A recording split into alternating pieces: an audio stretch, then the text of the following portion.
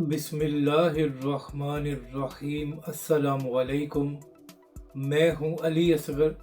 और आप देख रहे हैं मेरा यूट्यूब चैनल। तहरीक लब्बैक पाकिस्तान के नायब अमीर सैयद ज़हीर हसन शाह साहब को हथकड़ियाँ लगाकर अदालत में पेश कर दिया गया, जबकि दूसरी जानब पुलिस की कार्रवाई और तहरीक लब्बैक पाकिस्तान पर इल्ज़ाम और हाफिज़ साद रिजवी का भी रद्द-ए-अमल सामने आ गया। इस वीडियो में हम इसी के मुतालिक बात करेंगे। और अगर नाज़रीन इकराम आपको ये वीडियो अच्छी लगे तो इसे लाइक और शेयर ज़रूर करें और कमेंट्स के ज़रिए अपनी राय का भी इजहार करें। और अगर नाज़रीन इकराम आप हमारी मज़ीद वीडियोस को देखना चाहते हैं तो हमारे इस चैनल को भी सब्सक्राइब करें। तो नाज़रीन इकराम, मामला ये है कि जब 2017 में नून लीग की हुकूमत थी और उस वक्त हल्फनामे में तब्दीली की गई ताकि मुनकरीन ख़त्म नबूवत को फ़ायदा पहुँचाया जा सके, तो उस वक्त तहरीक लब्बैक और अल्लामा खादिम हुसैन रिजवी अलैहिर्रहमा मैदान में आए थे और तहरीक लब्बैक पाकिस्तान ने फैज़ाबाद में पाकिस्तान की तारीख़ का एक बड़ा धरना दिया था। उस वक्त भी नून लीग की हुकूमत को ये ज़ोम था कि वो ताकत के ज़ोर पर तहरीक लब्बैक पाकिस्तान को वहाँ से उठा देंगे और तहरीक लब्बैक पाकिस्तान का धरना ख़त्म हो जाएगा। इसके बाद नून लीग की हुकूमत की जानिब से ताकत का इस्तेमाल भी किया गया, जिसमें तहरीक लब्बैक के कारकुन शहीद और ज़ख्मी हुए, मगर इसके बावजूद हुकूमत पूरा ज़ोर लगाने के बावजूद तहरीक लब्बैक पाकिस्तान के धरने को ख़त्म नहीं कर सकी और बिलाखिर हुकूमत ने तहरीक लब्बैक के साथ मुआहदा किया और तहरीक लब्बैक पाकिस्तान के मुतालबात को तस्लीम कर लिया। इसी तरह फिर इमरान खान की हुकूमत में जब फ्रांस का मामला हुआ तो उस वक्त भी तहरीक लब्बैक पाकिस्तान ने फैज़ाबाद में धरना दिया और उसके बाद हुकूमत और तहरीक लब्बैक के दरमियान एक मुआहदा हुआ और इमरान खान की हुकूमत ने यह वादा किया कि यह सारा मामला कौमी असम्बली में जाएगा और उसके बाद इस मामले पर कौमी असम्बली फैसला करेगी। लेकिन जब वक्त आया कि सारे मामले को कौमी असम्बली में ले जाया जाए तो उसके बाद इमरान खान के वज़रा ने एक बार फिर तहरीक लब्बैक के साथ मुज़ाकरात किए और तहरीक लब्बैक पाकिस्तान से ये कहा गया कि आप हमें मज़ीद वक्त दे दें, क्योंकि तहरीक लब्बैक पाकिस्तान की नीयत साफ थी और तहरीक लब्बैक पाकिस्तान इस सारे मामले को पुरअमन तरीके से हल करना चाहती थी। तो तहरीक लब्बैक ने इमरान खान हुकूमत की बात मान ली और इमरान खान हुकूमत को मज़ीद चंद हफ्ते दे दिए कि आप इस सारे मामले को कौमी असम्बली में ले जाएं। मगर नाज़रीन करम, जब दोबारा वो वक्त करीब आया कि इमरान खान की हुकूमत इस मामले को कौमी असम्बली में ले जाए तो एक बार फिर इमरान खान के वज़रा ने तहरीक लब्बैक के साथ राब्ता किया और इस बार जो इमरान खान के वज़रा बात कर रहे थे तो इसका मतलब एक ही था कि इमरान खान साहब और उनकी हुकूमत अपने मुआहदे से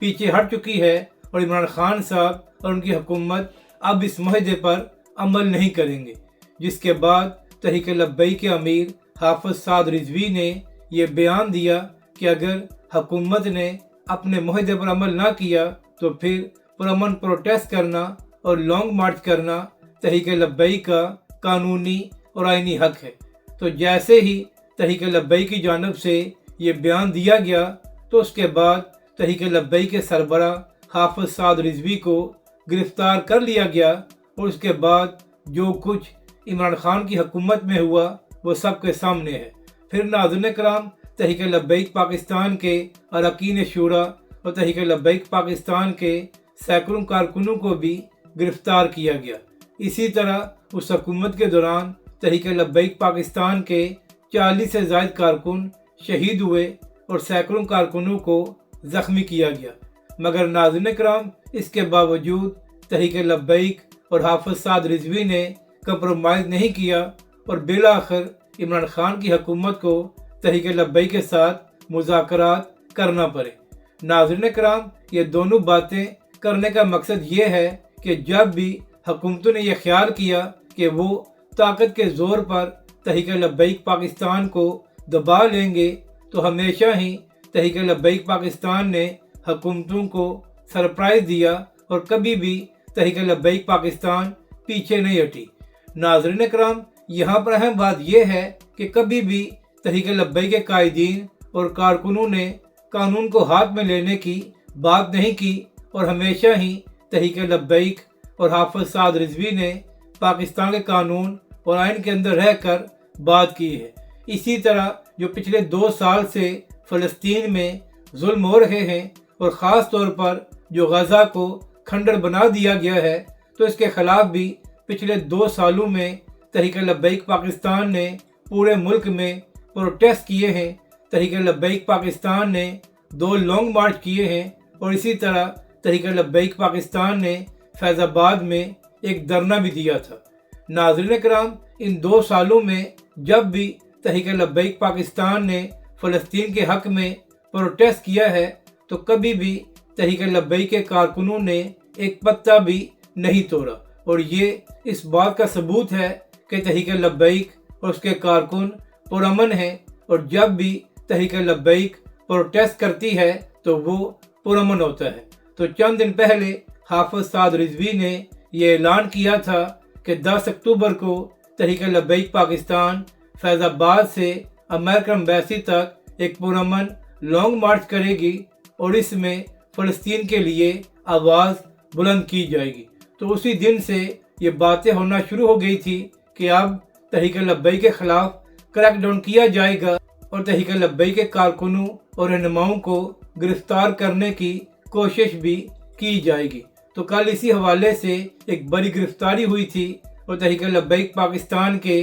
نائب امیر سید ظہیر الحسن شاہ صاحب کو گرفتار کر لیا گیا تھا، اور آج تحریک لبیک کے نائب امیر کو ATC عدالت میں پیش کیا گیا ہے، اور ان کا 12 روزہ جسمانی ریمانڈ بھی منظور ہو گیا ہے۔ اب ناظرین کرام، یہاں پر افسوس کی بات یہ ہے کہ جب شاہ صاحب کو عدالت میں پیش کیا گیا ہے تو ان کو ہتھکڑیاں لگا کر عدالت میں لایا گیا ہے۔ تو کیا حکومت کو یہ شرم نہیں آئی کہ انہوں نے ایک بزرگ اور سید زادے کو اس طرح ہتھکڑیاں لگا کر عدالت میں پیش کرایا ہے؟ ناظرین کرام، تحریک لبیک اور شاہ صاحب کا کیا جرم ہے؟ کیا فلسطین کے حق میں آواز بلند کرنا اور پرامن پروٹیسٹ کرنا پاکستان کے قانون اور آئین کے مطابق غلط ہے یا جرم ہے کہ اس طرح تحریک لبیک پاکستان کے نائب امیر کو گرفتار کیا گیا ہے؟ جب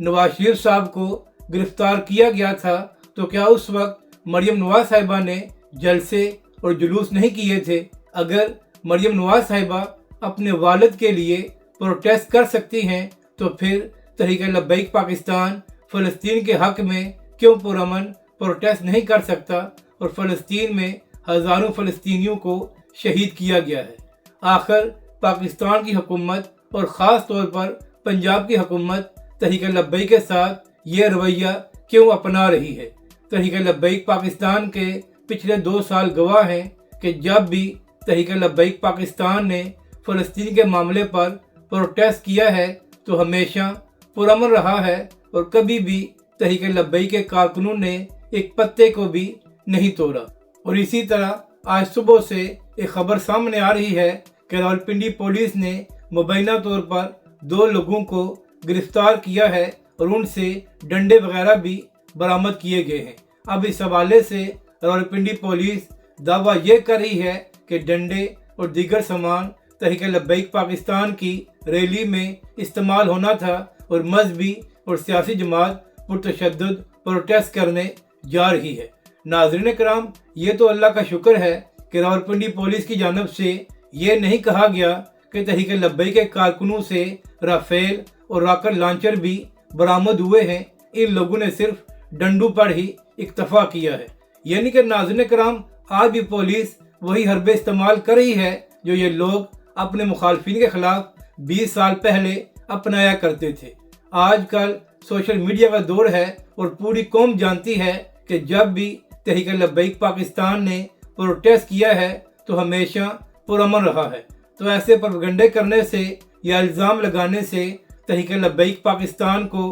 कोई फ़र्क नहीं पड़ता, बल्कि इससे हुकूमत और पुलिस मज़ीद अवाम के सामने आ रहे हैं। और नाज़रीन किराम, दूसरी बात यह है कि नून लीग की हुकूमत में ही मॉडल टाउन का वाक़या पेश आया था, जहां पर 14 लोगों को बिला जवाज़ शहीद किया गया था। तो आज पुलिस किस मुंह से तहरीक लब्बैक के हवाले से ऐसी खबरें दे रही है? ऐसी बातें करने से तहरीक लब्बैक या उसके कारकुनों को कोई फ़र्क नहीं पड़ता। इसी हवाले से हाफिज़ साद रिजवी का भी एक बयान सामने आया है और तहरीक लब्बैक के अमीर हाफिज़ साद रिजवी ने शाह साहब की गिरफ्तारी की मजम्मत की है और कहा है कि ऐसे ओछे कंडू से तहरीक लब्बैक पाकिस्तान पीछे हटने वाली नहीं है और पुरअमन प्रोटेस्ट करना या लॉन्ग मार्च करना हमारा कानूनी और आईनी हक है। और तहरीक लब्बैक पाकिस्तान 10 अक्टूबर को हर हाल में पुरअमन लॉन्ग मार्च करेगी और फ़लस्तीन के हक में आवाज़ भी बुलंद की जाएगी। अब नाज़रीन किराम, वो सहाफ़ी कहाँ पर चले गए हैं जो ये सवाल करते थे कि लब्बैक वाले कहाँ हैं? तहरीक लब्बैक पाकिस्तान के नायब अमीर को न सिर्फ गिरफ्तार किया गया है, बल्कि उनको हथकड़ियाँ लगाकर अदालत में पेश किया गया है। तो क्या वजह है कि जो सहाफ़ी और यूट्यूबर बिला वजह तहरीक लब्बैक पाकिस्तान पर तनकीद करने के आदी हैं, आज उनके मुंह को ताला लग गया है और वो तहरीक लब्बैक के हक में बात नहीं कर रहे। अगर आपको ये वीडियो अच्छी लगे तो इसे लाइक और शेयर ज़रूर करें और कमेंट्स के ज़रिए अपनी राय का भी इजहार करें।